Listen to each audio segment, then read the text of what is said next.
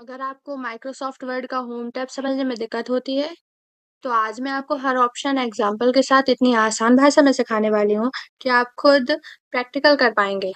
तो हेलो दोस्तों, मैं हूँ संजना मिश्रा। मेरे चैनल टीच विद संजना में आपका स्वागत है। और आज हम एमएस वर्ड के होम टैब को डिटेल में समझेंगे एग्जाम्पल के साथ। पिछली वीडियो में हमने एमएस वर्ड के बेसिक को कंप्लीट कर लिया था। तो चलिए हम अपने वीडियो को शुरू करते हैं। होम टैब के 5 मेन ग्रुप होते हैं। सबसे पहला होता है क्लिपबोर्ड, फॉन्ट, पैराग्राफ, स्टाइल्स और एडिटिंग। तो सबसे पहले हम बात करते हैं क्लिपबोर्ड ग्रुप की। क्लिपबोर्ड ग्रुप का यूज हम टेक्स्ट या किसी भी कंटेंट को एक जगह से दूसरी जगह ले जाने, कॉपी करने और सेम फॉर्मेटिंग अप्लाई करने के लिए कर सकते हैं। यानी बेसिक एडिटिंग का पूरा कंट्रोल यहीं से होता है। सबसे पहले हम एक सेंटेंस लिखते हैं, जैसे माय नेम इज संजना। मैंने ये सेंटेंस लिखा। अब मैं इस टेक्स्ट को सेलेक्ट करके कट करती हूँ और नीचे आके इसे कंट्रोल वी से पेस्ट कर देती हूँ।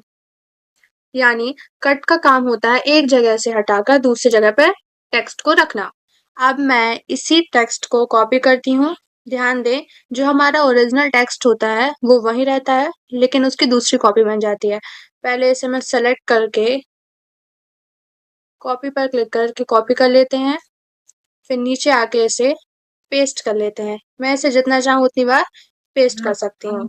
पेस्ट का मतलब होता है जो हमने कट या कॉपी किया था उसे वापस लाना। जैसे मैं किसी चीज को कट कर रही थी और उसे पेस्ट करने के लिए कंट्रोल वी का यूज कर रही थी, तो वो मुझे दिखाई दे रहा था स्क्रीन पर। पेस्ट के नीचे एक एरो भी होता है। देखिए यहाँ पे एक एरो है, मैं इसे क्लिक करती हूँ। यहाँ से हम डिफरेंट पेस्ट ऑप्शन चूज कर सकते हैं, जैसे जैसे कीप टेक्स्ट ओनली, मर्ज फॉर्मेटिंग, इस तरह के ऑप्शंस होते हैं इसमें। अब सबसे इंटरेस्टिंग फीचर फॉर्मेट पेंटर के बारे में हम समझते हैं। जैसे मेरे पास ऊपर दो टेक्स्ट है सेम, मैं इस टेक्स्ट को बोल्ड कर देती हूँ, इटैलिक और रेड कलर कर देते हैं। मैंने इसमें कुछ फॉर्मेटिंग करी है और मैं चाहती हूँ कि यही फॉर्मेटिंग नीचे वाले टेक्स्ट में हो जाए। तो मैं इसे सेलेक्ट करके फॉर्मेट पेंटर पे आके यहाँ पे आएंगे तो देखिए यहाँ पे एक ब्रश आ गया है। देखिए सेम फॉर्मेटिंग हो चुकी है। और अगर आप डबल क्लिक करते हैं तो आप इसे मल्टीपल जगह यूज कर सकते हैं। मान लीजिए जैसे आप रिज्यूमे बना रहे हैं, आपको सेम फॉर्मेटिंग बार बार यूज करनी पड़ती है, तो फॉर्मेट पेंटर आपका बहुत ही टाइम बचाता है। तो हमने क्लिपबोर्ड ग्रुप समझ लिया है। अब आते हैं सबसे ज्यादा यूज होने वाले ग्रुप पर, फॉन्ट ग्रुप। ये हमारा है फॉन्ट ग्रुप। यहीं से हम अपने टेक्स्ट को सुंदर, अट्रैक्टिव और प्रोफेशनल बनाते हैं। फॉन्ट ग्रुप का यूज टेक्स्ट के स्टाइलिंग के लिए, जैसे फॉन्ट बदलना, स्टाइल बदलना, कलर, बोल्ड, इटैलिक करना, यानी टेक्स्ट की पूरी फॉर्मेटिंग डिजाइन यहीं से होती है। सबसे पहले हम एक टेक्स्ट लिखते हैं। पहले मैं इसे क्लियर कर देती हूँ। यहाँ पे मैंने एक टेक्स्ट लिखा। अब हम सबसे पहले इसे सेलेक्ट कर लेते हैं। ये जो एक थोड़ा सा लंबा सा डिब्बा दिख रहा है, इसे हम फॉन्ट स्टाइल बोलते हैं। इस पर क्लिक करते हैं। ये काफी ज्यादा ऑप्शंस होते हैं फॉन्ट स्टाइल के। मैं जो भी क्लिक करती हूँ उसी की तरह दिखाई देने लगता है। हम और भी ऑप्शंस चूज कर सकते हैं, जैसे ये देखिए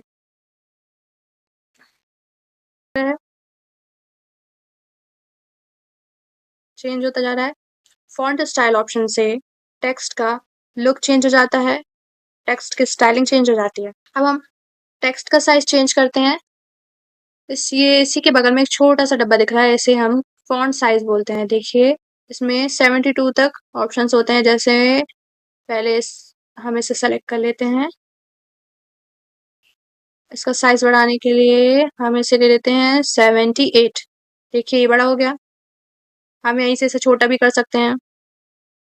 देखिए 8 में कितना छोटा हो जाता है। इसी के बगल में हमें दो और ऑप्शन मिलते हैं। सबसे पहला होता है इंक्रीज फॉन्ट साइज और डिक्रीज फॉन्ट साइज। ये भी इसी के जैसे काम करते हैं। इंक्रीज फॉन्ट साइज का मतलब होता है हमारे टेक्स्ट के साइज को बढ़ाना। सबसे पहले मैं इसका सेलेक्ट कर लेती हूँ, इंक्रीज पर क्लिक करते हैं तो देखिए इसका साइज बढ़ता जा रहा है, और डिक्रीज पर क्लिक करते हैं तो ये छोटा होता जाता है। अब मैं इस टेक्स्ट को बोल्ड करती हूँ। देखिए टेक्स्ट गाढ़ा हो जाएगा।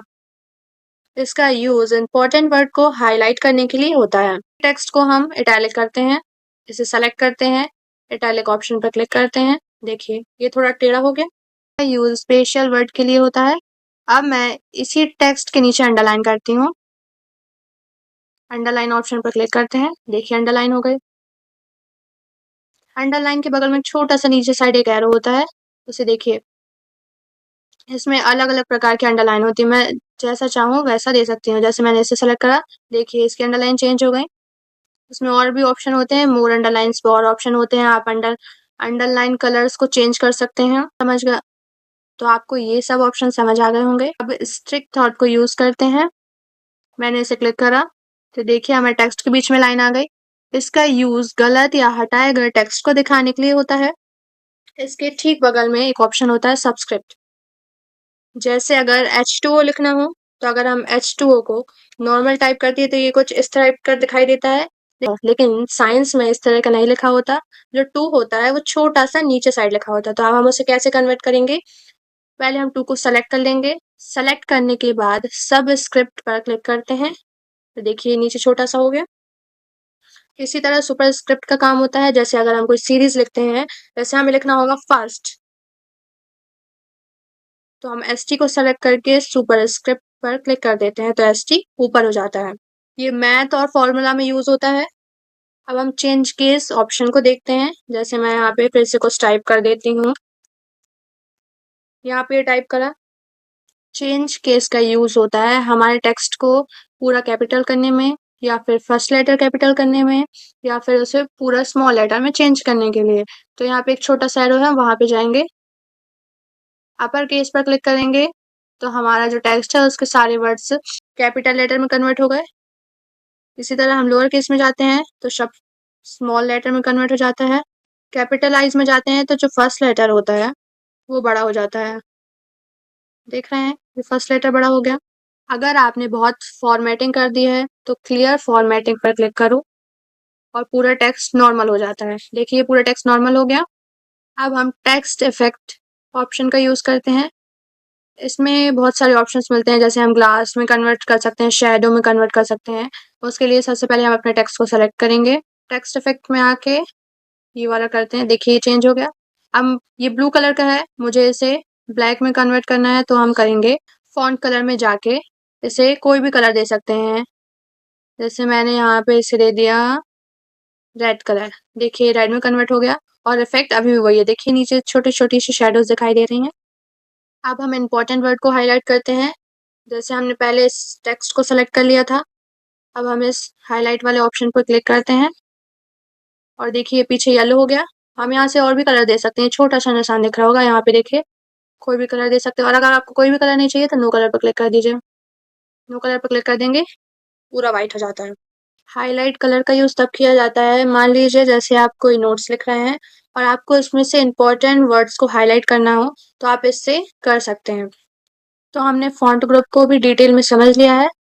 अब चलते हैं अगले और बहुत इंपॉर्टेंट ग्रुप पर, पैराग्राफ ग्रुप। यहीं से आपका डॉक्यूमेंट प्रॉपर फॉर्मेट और प्रोफेशनल लुक लेता है। तो सबसे पहले हम जानते हैं कि पैराग्राफ ग्रुप क्या है। पैराग्राफ ग्रुप का यूज टेक्स्ट को सही तरीके से अरेंज करने के लिए होता है, जैसे अलाइनमेंट, स्पेसिंग, लिस्ट बनाना, स्ट्रक्चर देना। अगर आप इस ग्रुप का सही यूज करते हैं तो आपका डॉक्यूमेंट एकदम प्रोफेशनल दिखने वाला है। अब एक एक करके हम सभी ऑप्शन को डिटेल के साथ और एग्जाम्पल के साथ समझते हैं।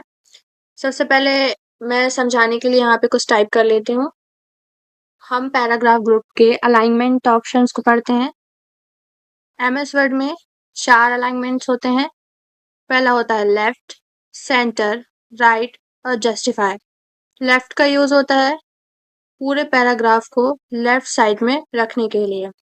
जैसे अभी हमारा जो पैराग्राफ है वो है लेफ्ट साइड में। अगर मुझे इसे सेंटर में करना है तो मैं इसे सेलेक्ट करके सेंटर पर क्लिक कर दूंगी तो ये बीच में आ गया। उसी तरह राइट का यूज होता है, राइट पर क्लिक करते हैं तो राइट में चला जाता है। और जस्टिफाई का मतलब होता है हमारे पैराग्राफ को दोनों साइड से बराबर करने के लिए। जस्टिफाई करने से डॉक्यूमेंट बुक जैसा क्लीन दिखता है और यही प्रोफेशनल्स यूज करते हैं। अलाइनमेंट ऑप्शंस के ऊपर एक और ऑप्शन होता है बुलेट्स का। बुलेट्स का यूज होता है हमारी हर लाइंस के आगे बुलेट्स रखने के लिए। जैसे हमारे पास ये 4-5 लाइन लिखी हुई हैं, मैं इसकी लिस्ट बनाना चाहती हूँ, तो मुझे इसके सामने कुछ एरो वगैरह चाहिए। उसके लिए सबसे पहले मैं इसे सेलेक्ट करके बुलेट्स ऑप्शन पर क्लिक करूँगी। यहाँ पे हमें कई तरह के बुलेट्स मिलते हैं।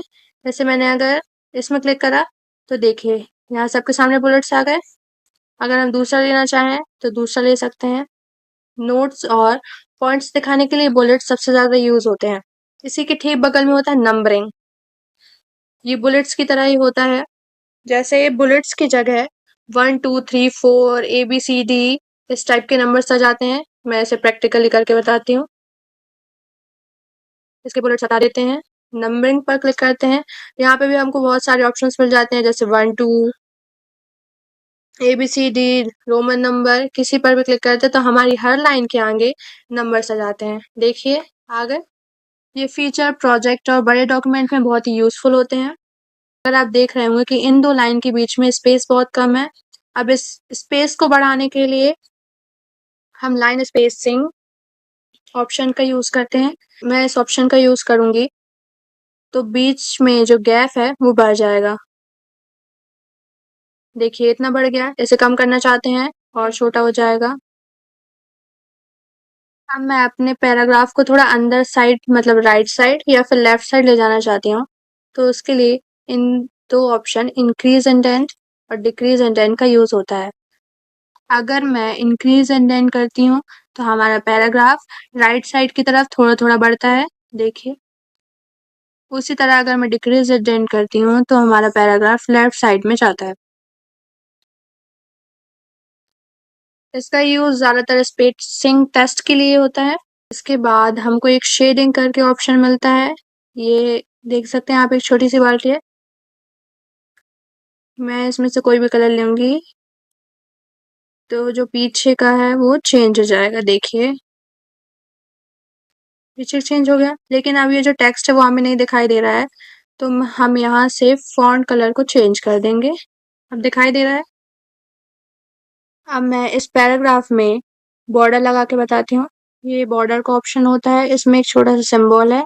इसे क्लिक करते हैं तो ये बॉटम बॉर्डर नीचे लगाना चाहते हैं, टॉप बॉर्डर केवल ऊपर बॉर्डर लगाना चाहते हैं, लेफ्ट राइट नो बॉर्डर का मतलब होता है पहले जैसा कोई भी बॉर्डर नहीं लगेगा। ऑल बॉर्डर लगाएंगे। देखिए बीच में भी लाइन्स आ जाती हैं, साइड में भी लाइन्स आ जाती हैं। तो हमने पैराग्राफ ग्रुप को डिटेल में समझ लिया है। अब आते हैं एक ऐसे ग्रुप पर जो आपके डॉक्यूमेंट को इंस्टेंट प्रोफेशनल बना देता है, स्टाइल ग्रुप। सबसे पहले हम जान लेते हैं स्टाइल ग्रुप होता क्या है। स्टाइल ग्रुप में हमें रेडीमेड फॉर्मेटिंग मिलती है, यानी बिना ज्यादा मेहनत के हम अपने टेक्स्ट को प्रोफेशनल लुक दे सकते हैं। ये खासकर प्रोजेक्ट्स, नोट और रिपोर्ट के लिए बहुत यूजफुल। मैं इसे प्रैक्टिकल करके बताती हूँ। सबसे पहले हम नॉर्मल वाले पे क्लिक करेंगे। देखिए थोड़ा सा चेंजेस हुआ। नो स्पेसिंग पर क्लिक करेंगे, ये पास पास हो जाता है, मतलब इसमें से बीच में से स्पेस कम हो जाता है। हेडिंग पर क्लिक करते हैं तो ये बड़ा हो जाता है। इसका फॉन्ट साइज भी अपने आप बड़ा हो गया। हेडिंग 2 पर क्लिक करते हैं, ये सब टाइटल के लिए होता है। हेडिंग 3 ऐसे ही और ऑप्शंस हैं। बुक टाइटल है, लिस्ट पैराग्राफ। मान लीजिए आपके पास ये डॉक्यूमेंट लिखा हुआ है, Microsoft word is a popular word processing software developed by Microsoft.